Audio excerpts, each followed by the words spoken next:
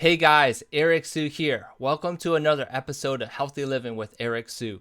We have a cool and knowledgeable personal trainer with us today. His name is Geoff Etherson. We will be talking about why strength training and lifting weights is super important for overall health and fat loss. So without any delay, let me introduce you all to Geoff. Geoff, are you ready to make it happen? Absolutely. Glad to be here.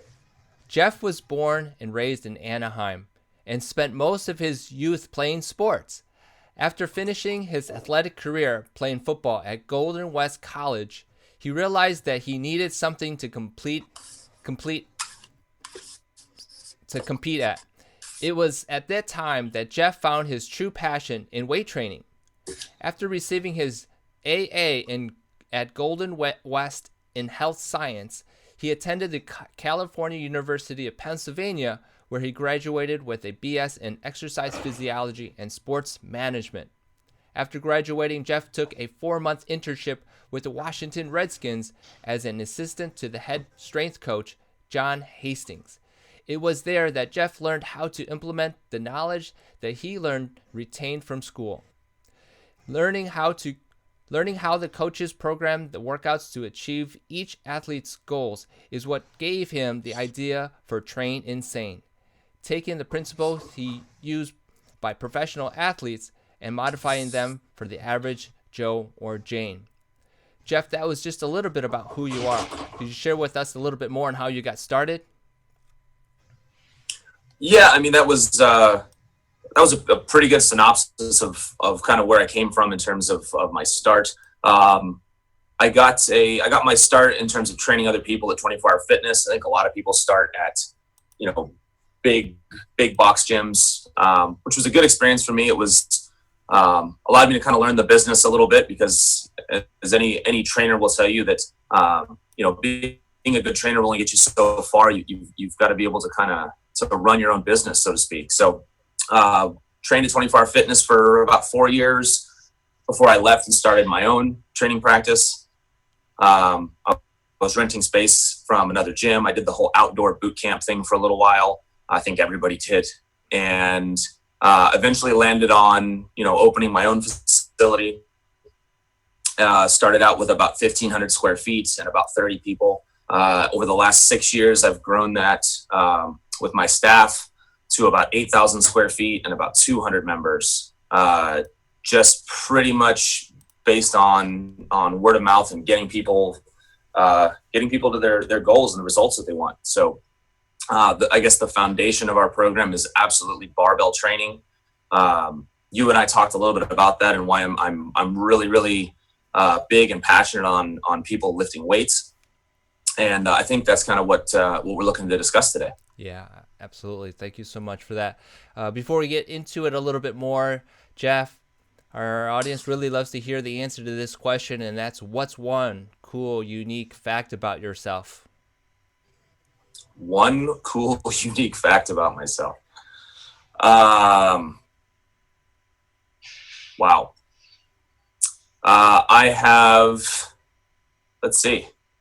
Well, you kind of talked about the Redskins thing. I think that's kind of cool and unique. I would say that I've competed in almost every strength sport that there is. I'm actually hoping to do my very first powerlifting meet. I think that's the only one I haven't done. But I've competed in CrossFit type events for a number of years. Although I'm not a CrossFit gym. And have a couple qualms with their overall organization, but competed in Olympic weightlifting. I've coached athletes in multiple different sports. That's kind of a hard question, man. Oh, that's all cool. You kind of snuck that in on me. Well, anyhow, I think that's pretty cool. You worked with a professional football team. That's awesome. I think that's pretty unique. So very good. So let's dive into this, Geoff. I know you got all those medals in the back behind you there. I know that totally looks like it was planned. I just set this up on my desk. That's awesome. Looks like I'm totally trying to show off. Those aren't even my trophies. We kind of alluded to this earlier. If you wanted to show your place around a little bit real quick, if you want, you could do that. Yeah, let me walk out there. I just know that people are going to try and talk to me when I walk out here. So let's see what we can just check out. Go for a walk out here for a second. So here's kind of turn the camera a little bit. It's where all the magic happens. Yeah. So right now is kind of like I said, kind of what we call our mom's class. We got, I would say, about 80% females in here. Most of them moms. If you walk this way, we have our little kids area over here where they kind of bring in the kids to kind of hang out. Can you see kids? There you go. There you go. So, but that's kind of it's pretty basic. There's nothing tricky. Like I said, we're barbell training. We're doing squats and presses and deadlifts today. But yeah, there's nothing real tricky. It's just kind of a big open space. Lots of room for people to lift weights and not bump into one another. Awesome. Looking great. Looking really good. So as you walk back into your office and get settled in here, we ended up on this topic about why strength training and lifting weights is super important for overall health and fat loss. I know you're really into the lifting the weights and everything. So how do you describe it to people and help people out with that approach? How do I describe why strength training is so important? Gotcha. Well, I guess essentially, if you want to talk about what most people's goals are, I would wager to say that most people are into dropping some body fat. I think that's a pretty common thread with a lot of people these days. So if we're going to go along with that, and we're going to assume that most people are trying to lose body fat, we have to look at how we can achieve that. And obviously nutrition is a huge part of that. But along with nutrition, and the number one thing that I think people forget about when it comes to dropping body fat is there's actually kind of two goals here. One would be obviously losing body fat, right? We want to create a calorie deficit and we want to drop body fat. But a very close second is that we need to maintain lean body mass. And that's one of the big problems with a lot of these super high intensity cardio based programs is they don't take into account the need to maintain lean muscle mass. And just through the course of my studying and reading and we know some things about the best ways to do that. And training with weights is by far the best way to make sure that you're stimulating those muscles to let your body know that you still need them, and then eating enough protein to make sure that your body has the resources to repair and recover them. So you kind of get the best of both worlds. You're getting, obviously, on the nutrition end of things, you're pushing that calorie deficit, you're increasing your energy expenditure. But while you're training, you're also signaling and letting your body know that you want to hang on to that muscle tissue. And the reason that's so important is when we get to the end of the diet, we want to be able to backfill and add calories back in. And the more lean body mass you have, the more calories you're going to be able to eat when you're done with the diet. As opposed to dropping lean body mass along with your fat, it leaves you in a state at the end where you lost some body fat, but because of that lean tissue loss, you're not going to get to eat as much food when the diet's over, which becomes increasingly difficult for people. Yeah, we're you and I are in the fitness industry as trainers, and we're always trying to nail that knowledge into people and tell them that lean muscle mass is the key, right? It's all about Absolutely building that lean muscle mass and strength training. What kind of programs specifically do you put people through? So I like to think that I run my program much like a strength and conditioning program would be run, in that training needs to be done in phases, and you can't just continue to do the same method of training for infinity. So there's a time and a place for almost anything. And I could, if you want to talk about boot camps and you want to talk about spin classes, I'm going to blank out on all the different things that people are doing, but sure, there's a time and a place for most of those things. It's just that you can't do that only all the time. So if you came in here and you looked at my program, like there would be pieces of my program that look a lot like a boot camp. There'd be pieces of my program that look like a weight training program for strength and conditioning. There would be pieces that look like just basic cardio, because all of these things have a place in your training. It's just making sure that you're using them for the right purpose. So, we have some, what are they called? Like assault bikes. So like the fan bikes. I don't know if you're familiar with that. Yep. Airdyne maybe. Okay. Airdyne. There you go. So the one that I have is called Air Assault. It's the same thing. So there's times when we have people that just for long periods of time will ride a bike, much like a spin class. However, that is added into their program as needed. It's not something that's just every single day you're going to ride this bike. It's added as needed. So the base of my program is almost always weight training. We kind of base it around the 4 basic barbell movements, which would be the squat, the deadlift, the press, and the bench press. Mm-hmm. Those 4 movements do a pretty good job of attacking or hitting most of the major muscles in the body. Of course, there are little things to add in, barbell rows. I mean, there's other things that we do. And in doing that, I think we run through periods of time where we're working on volumes of training, where we're trying to do a lot of volume to build muscle. At the end of that, we kind of shift that into what would be more considered a strength program, where we're trying to take the muscle that we just built and make it stronger. After that, we will go into a conditioning phase where we're trying to maintain the strength that we just built and increase our level of aerobic and anaerobic conditioning. Right. And then we will basically recycle that whole thing and start over. And the idea is, when you go back to that hypertrophy program, I mean, we're talking almost 6 months in between recycling programs. Mm-hmm. When you go back to that initial hypertrophy program, all of your weights will be heavier than they were the last time. And then we get new growth out of that next phase of training. So let me try to break it down simply by saying that we are putting people through a progression, putting people through a loading, and then a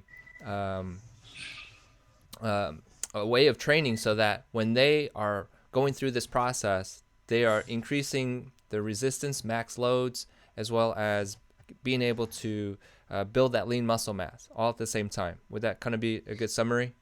No. Because so all of those things are true, but they're not done at the same time. They're done, right? For sure. They're done kind of in phases. So, right. We're gonna dedicate, and that's another kind of a fallacy that I hear people talk about. Like, I want to get really, really big and I want to get really, really lean. Well, those two things don't go together, right? So we know that to get really big and muscular, it takes a surplus of calories along with the weight training. Mm-hmm. And to get really, really lean, it requires a deficit in calories along with weight training. So if one is a surplus and one is a deficit, you can't really do both at the same time. They don't really jive together. So in the same way with strength and hypertrophy or muscle building, that they're opposing things, where we know that volume of training, so reps times sets times weight, would be the number one contributor to building muscle size. But we also know that to build strength, we need to lift heavier weights, and as such would dictate that we would be able to do less volume. So those two things, again, don't go together. So I'm not saying that you won't get a little bit of each. So in other words, when you're training for strength, I'm not saying you won't gain any muscle, but I'm saying that you will not gain as much muscle as you would if you just focused all that time on a little bit lighter weights, probably in the 60 to 75% range, and just drove the volume up, as opposed to a much lower volume program with heavier weights. Okay. Does that make sense? Fair Does enough. that make sense? Fair enough. Yep. Yeah. Okay. I kind of was going in a different direction with that, but you clarified very well. Okay. As far as what a beginner could do, if I have some listeners who are new to fitness, what could they do to get just get their feet wet?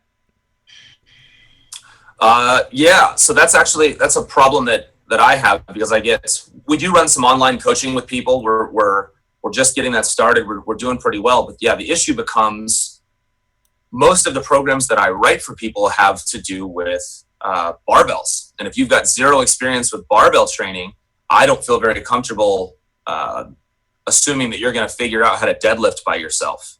So yeah, you kind of run into an issue. I put together a couple of videos on my YouTube channel, just kind of the basics.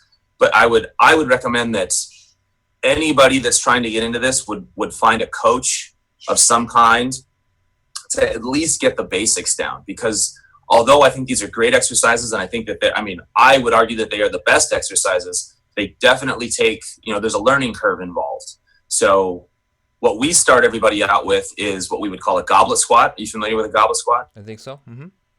Okay, so like with a kettlebell or a dumbbell, kind of holding it in front of you. So just to kind of get the basic technique of a squat without having a barbell on your back. Right. So worst case scenario, you drop it and nothing happens. Yeah. Same thing with deadlifts. So we would start with what we call kettlebell pickups. Essentially you're deadlifting a kettlebell, but it's super light. It allows you to really work on technique, really understand kind of what you're supposed to feel in the movement, having your balance in the right place. The upper body lifts are a little bit easier, bench press and press. Most people learn fairly quickly just because there's so much less involved. So learning how to do an overhead press and a bench press, not that there's not technique involved, but it would be a little bit easier to do. So I guess in terms of learning, what I'm trying to tell them, having a coach run them through this, at least in the beginning, would be your best bet. Yeah, and they're learning techniques. They're learning how their body fitness level is, and you're progressing them up from there, right? Yeah, exactly. So just briefly, we would go from goblet squats. We would build them up to, because we have male and female bars at my gym. So the female bar weighs 35 pounds and the male bar weighs 45 pounds. So we'll work them the females up to a 35-pound kettlebell. Once they can do that controlled, we would move them to the empty bar and we would go from there. Guys up to about a 44-pound kettlebell. So we build them up to that. Then we go to the bar, because putting a bar on your back is a little bit of a different technique than holding a kettlebell in front of you. So we work with that, and then go into a very basic loading scheme of ascending sets where every week they put a little bit more weight on the bar than they did the week before. Yeah. And so speaking of progression and how much weight and so forth, how do people know they're making progress, in your opinion? Well, all of our clients are required to keep a journal. Mm-hmm. They all journal all of their workouts. So basically, it's just looking at numbers. So if you're a beginner, let's say that you just got to the bar and you're using the barbell for the first time, and we got you to your last set of 5 for that day was 50 pounds. Okay. So the next time that you lift, your instructions are your last set has to be heavier than it was last time. So that's a pretty cut and dry way to see progress right there. I mean, right. You're putting more weight on the bar than you did last time. So most people can progress like that for a pretty long time. It's what we refer to as kind of the newbie gains scenario, where they're learning so much and their muscles are just kind of getting the hang of what it is they want them to do. So there's so much progress being made that's not even necessarily muscle growth. It's just it's neuromuscular. You're getting better control over the muscles that you have. You're improving your technique, and all of these things lead to you being able to put more weight on the bar. Yeah, muscle recruitment, all these things are happening, and exactly. They're getting used to the new activity. What is it that you do with someone who is trying to maintain though, and someone who's like, okay, I've been through the game, I've been here for a while? Speak to those people a little bit, because obviously there's people who are hitting maybe plateaus, and then they're like, whoa, what's going on here, right? So we've been, let's see, I'm coming up on 7 years at this location, and although, like, I'm not going to say like nobody ever hits a plateau, because that's crazy, but what I will say is that the way that this gym works, and definitely it was by accident, is that all of the competitors that we have here, whether they be powerlifting, weightlifting, some of the girls doing figure and bikini competitions, they kind of get to a point where they've hit all of their original goals, whether it just be a fat loss goal or a strength goal. And then they kind of take that into another place where they can continue on with their progress. So I've honestly never had anyone that just flat came up to me and said, like, I don't want to get any better at all. Right. That's never happened to me before. So, which makes sense. Like, I don't know. And I'm sure you can attest to this. Like, I've been working out since I was 14 years old, not always having a clue what I was doing, but pretty consistent with training. And I have never once looked in the mirror and been like, I'm done. I did it. I'm good. Right. I don't need to get any better at anything. So I think that's pretty common that, the day, and I've heard this said before, the day that you started weight training is the day that you'll never be good enough. So whether that's a good or a bad thing, it's kind of said tongue in cheek, but there's most people are always trying to get better at something. Cool. So always have that future vision, always having that next goal in mind, right?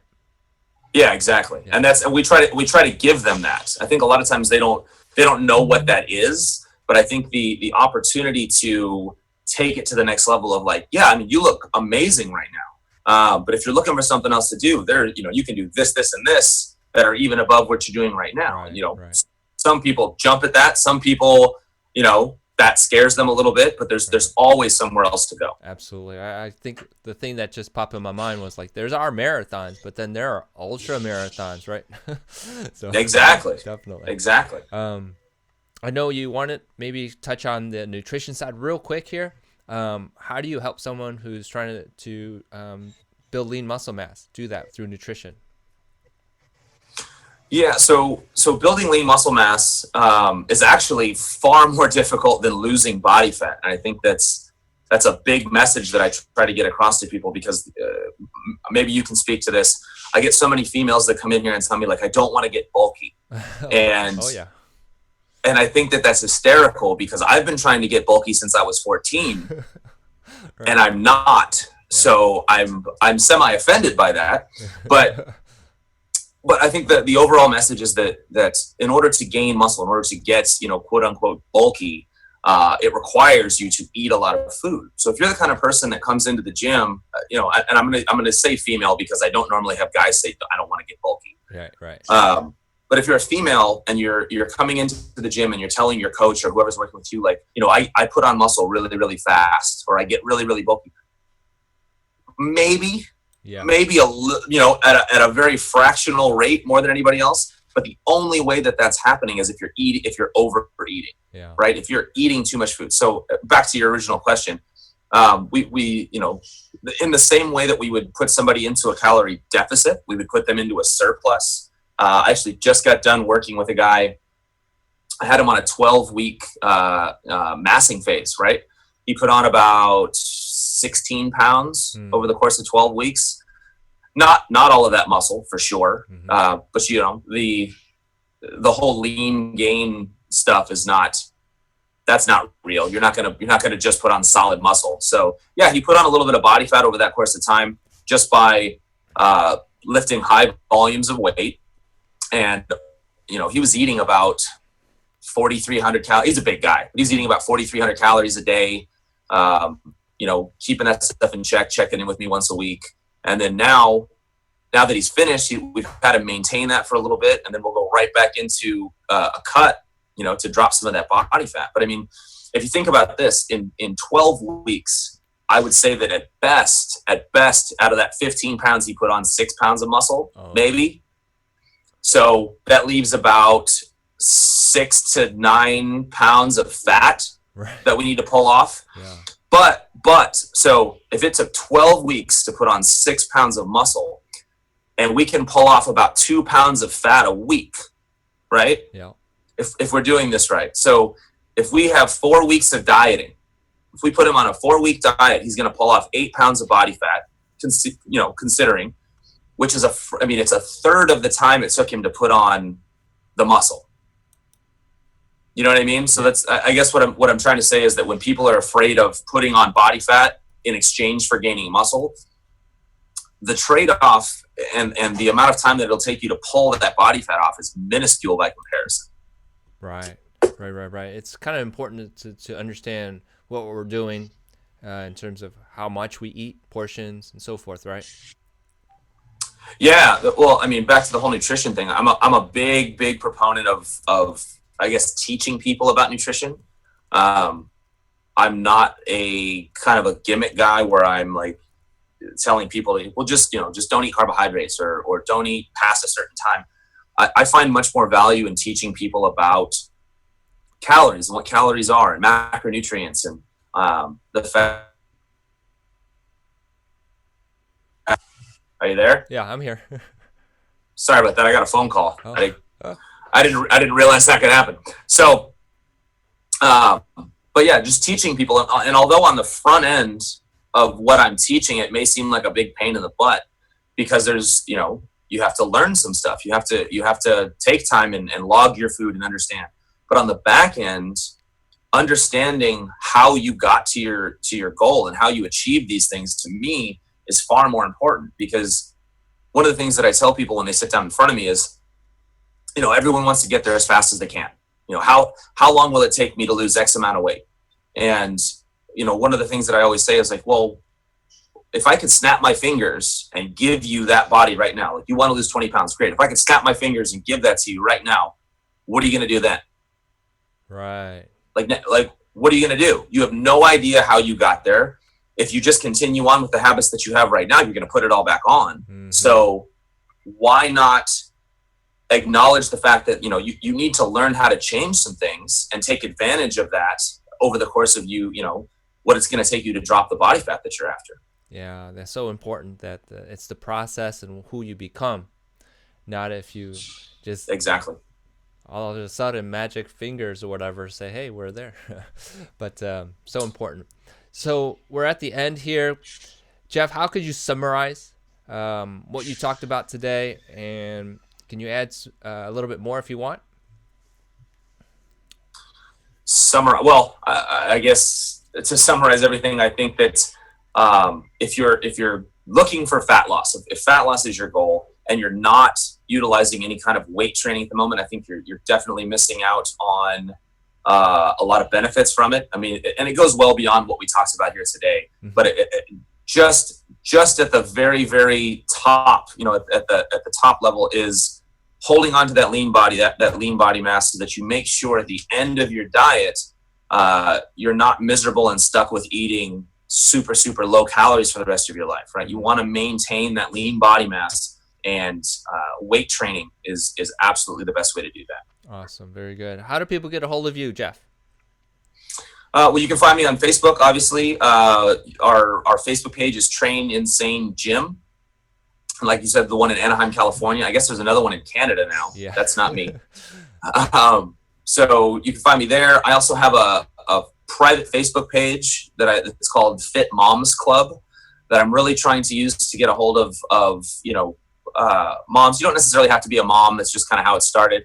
But you can request to be part of that page. I'm just always on there answering questions, putting up videos, really just trying to provide as much content as I can, because there's so much bad information out there. And I'm constantly reminded of that on a daily basis when people come into my office. So all of the things that go onto that page are born out of conversations that I have with real people who come in with just these horrible, horrible ideas of what it takes to lose body fat and achieve their goals. And I want to do whatever I can to squash that stuff and make it make more sense. Very good. Well, make sure we have that in the show notes. Geoff, this is a fast 30, but fun. I really appreciate you being on Facebook Live as well. And I'll see you in Anaheim maybe. Absolutely, man. Take care of yourself. All right. Bye-bye.